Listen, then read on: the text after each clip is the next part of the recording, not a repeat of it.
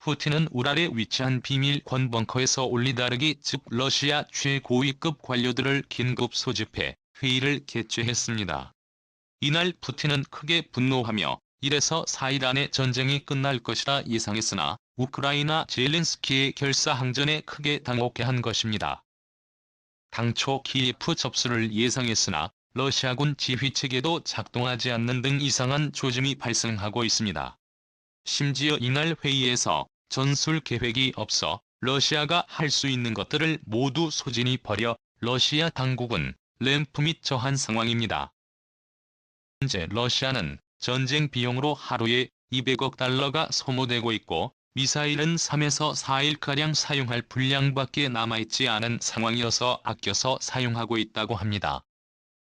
러시아에서 현재 가동 중인 둘라 공장 로텐베르크 공장은 무기 생산 주문을 모두 소화할 수 없는 상황이고 러시아 보병이 소총과 총알로 싸우는 것이 거의 유일한 전술이 되어가고 있는 상황입니다. 분명한 것은 러시아의 국내 총생산 규모는 대한민국 남한보다 못한 수준이라는 것입니다.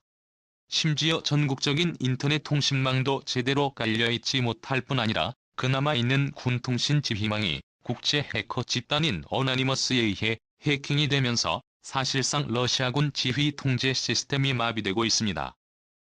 이에 푸틴은 러시아의 체제 자체에 대한 위기감을 느끼고 있습니다.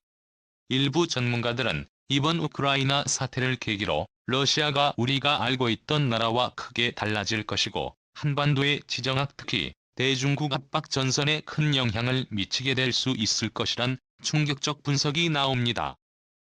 첫 번째 결사항전하는 우크라이나 많은 서구권 매체들은 우크라이나가 공습 하루 만에 모든 정부 수반이 마치 아프가니스탄 대통령과 같이 도망망을 갈 것이라고 흉을 봤습니다.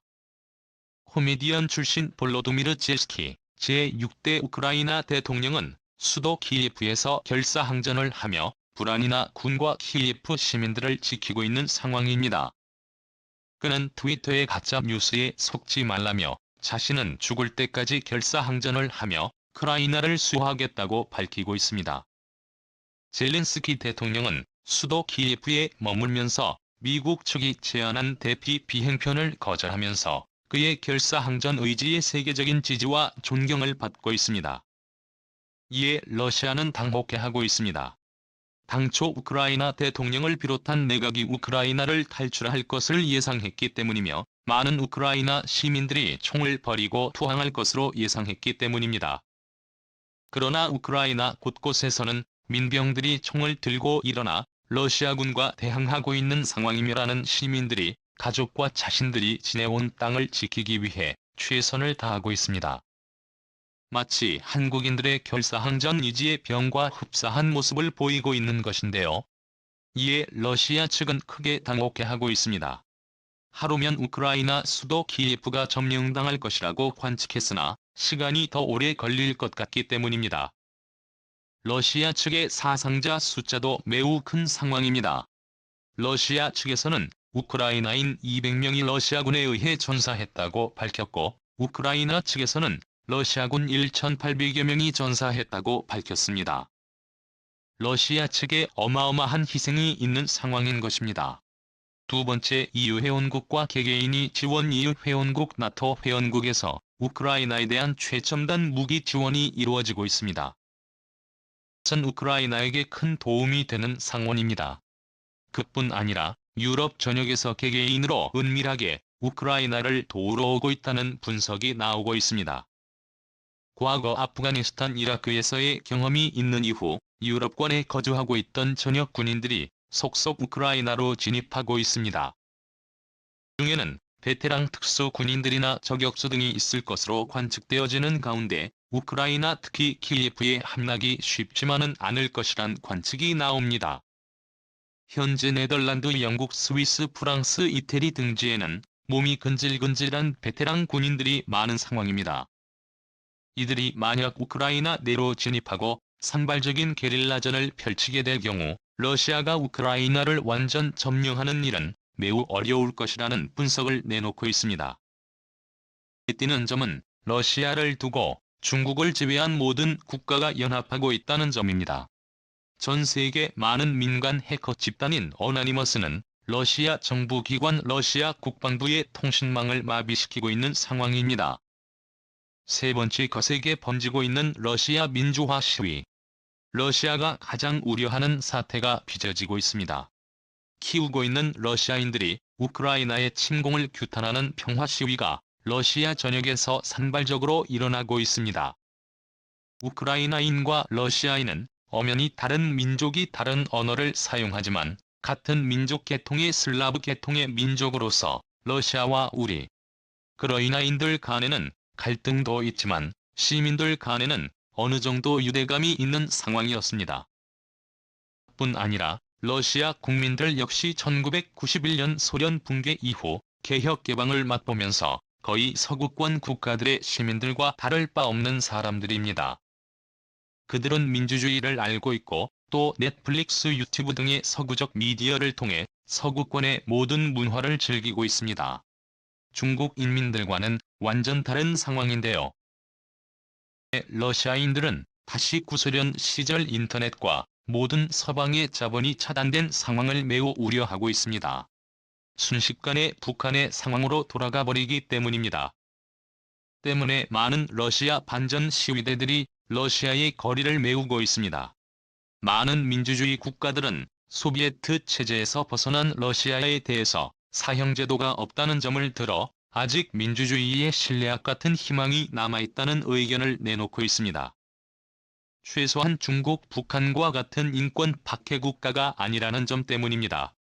이 때문에 이 특이한 러시아만의 사형제도 및 실시제도에 대해서 러시아에 여전히 민주주의를 요구하는 시위대 혹은 우크라이나의 반정부 시위를 규탄하는 시위대가 거리를 메울 수 있게 하는 마지막 당은 민주주의의 생명줄로 평가합니다. 그런데 우크라이나 키예프에 러시아가 진군하고 들어선 날 푸틴이 꼭두각시 정치인으로 알려진 드미트리 메드베데프 전 러시아 대통령은 러시아에서 사형제도의 부활이 이루어지기 딱 좋은 시점이라고 언급을 하면서 러시아가 사실상 옛소련 체제로 전락하게 될 수 있다는 공포가 나오는 상황입니다.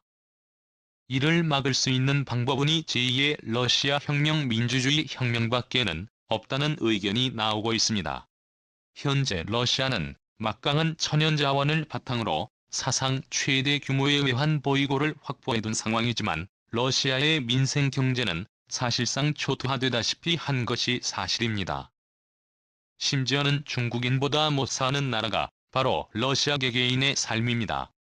지난 2020년 중국의 1인당 국민소득이 1,500불을 돌파하면서 러시아의 만 대포를 뛰어넘은 것입니다. 이에 많은 러시아인들은 중국으로 취업을 하러 갈 정도입니다. 또 러시아는 천연가스를 독일 등 서유럽 지역에 파이프라인을 뚫어 막대한 외화를 벌어들이고 있으나 정작 러시아 지방 도시들에서는 가스가 제대로 공급되지 않아 중앙정부에 대한 시민들의 반감이 매우 심한 상황입니다. 러시아 민중은 현재 잃을 게 없는 상황입니다. 의무신경제도로 인해 많은 청년들이 군대에 가 있으나 만약 그 가족들이 거리로 쏟아져 나와 러시아의 민주화를 요구할 경우 마치 볼셰비키 혁명 때의 상온처럼 푸틴 체제의 독재 러시아 체제는 종식을 맞이하게 될 수밖에 없다는 분석이 나옵니다. 제 분열이 우려되는 러시아. 현재 러시아 내에서 우크라이나 침공에 대한 반푸틴 정서가 크게 확산되고 있습니다. 과거 스웨덴의 영토이자 표트르 대제가 러시아의 서방 수도로 건설한 명도시 상트페테르부르크에서는 이례적으로 수만 명의 러시아 시민들이 러시아의 우크라이나 침공에 반대하는 시위를 벌여 충격을 주었습니다. 총 29만여 명의 반전 청원에 사인이 이루어지고 있고 사회 상류층뿐 아니라 러시아 주요 과학자 250여 명도 반전 탄원을 제출했습니다. 러시아의 소셜미디어 등에는 우크라이나 침공에 항의하는 러시아 국민들의 목소리가 점점 거세지고 있습니다. 일부 군대에서는 푸틴 이하다라는 명령체계가 작동이 안 되고 있다는 내부 소식통이 나오는 상황입니다. 사실상 러시아 집권당 군부 집권 여당 러시아 전반적인 여론이 반푸틴 정서 반전 정서가 생기고 있는 상황인데요. 현재 러시아는 4개의 지역에 서로 다른 지역 정서가 자리 잡아가고 있습니다. 모스크바를 중심으로 한 수도권 그리고 상트페테르부르크를 중심으로 한 탈퇴 권유 그리고 살기 좋은 기후의 소치올림픽을 개최한 바 있는 흑해 연안으로 구분됩니다. 그런데 지난 2011년 러시아 총선거에서 러시아가 양분되는 모양새가 형성되고 있습니다. 러시아가 우랄 산맥을 기준으로 동쪽과 서쪽 지역에 서로 다른 정치 구도가 만들어지고 있기 때문입니다. 우랄 산맥을 기준으로 한반도와 가까운 동쪽 지방에는 반푸틴 정서가 형성되고 있는 것입니다. 극동 러시아 지방은 그동안 에너지 공급망에서 차별을 받아왔을 뿐 아니라 개발에서도 소외가 중국 자본이 해당 지역을 잠식해가는 추세였습니다. 러시아 모스크바보다 북경이나 한국 서울이 더 가까울 정도로 이 지역은 러시아 중앙정계가 뿌리내리기 어려운 상황입니다. 그뿐만 아니라 지난 2020년에는 극동 러시아의 가장 큰 대도시인 하바롭스크에서 대규모 반정부 시위가 일어나면서 러시아는 사실상 분열의 우려에 직면했다는 분석이 나오고 있습니다. 만약 러시아가 동과 서로 나뉘어지게 된다면 한국과 가까운 동쪽 지역은 친미 성향 방송 성향이 강한 지역이 될 것으로 보입니다. 자칫 러시아의 해외 침공이 자국의 분열로 이어질 수 있다는 경고가 나옵니다. 이는 결과적으로 한반도 북부의 러시아라는 강력한 세력이 사라지고 과거 1920년 1922년 사이에 한반도 북부와 접하고 있던 나라인 셀리나 우크라이나가 다시 부활하게 될 수 있을 것이란 충격적 분석까지 나옵니다. 현재 북한의 붕괴 시 러시아 중국 미국 유엔의 4개국 분할 통치 방안이 유력하게 검토되고 중국에 의해 제안된 바 있습니다. 거기에서 러시아가 빠지게 될 수 있고 러시아라는 강력한 세력과 한반도 사이의 완충지대가 형성될 수 있을 것이란 기대감이 나옵니다. 러시아는 92년 수교 이후 한국과 우호적인 관계를 유지해오고 있으나 러시아는 일본에게 1900년대 초 한반도 분할을 제안한 나라이며 한국전쟁 직전 38도설에 직접적 책임이 있는 나라이기도 합니다. 사이에 있으면 어느 정도 위협이 되는 나라라는 역사적 결론이 나오는 것인데요. 과연 우크라이나 사태가 평화롭게 해결될 수 있을까요? 국토전략 깊이 오늘은 이걸로 마칩니다. 감사합니다. 촌노 씨와 너무 초월했는데 우크라이나 국민들이 너무너무 불쌍해요. 푸틴 아저씨 제발 그만 멈춰주세요. 유익하게 보셨으면 좋은 의견을 아래 댓글창에 달아주세요. 그리고 좋아요 버튼도 같이 눌러주시고요. 그럼 오늘 하루 행복하세요. 안녕.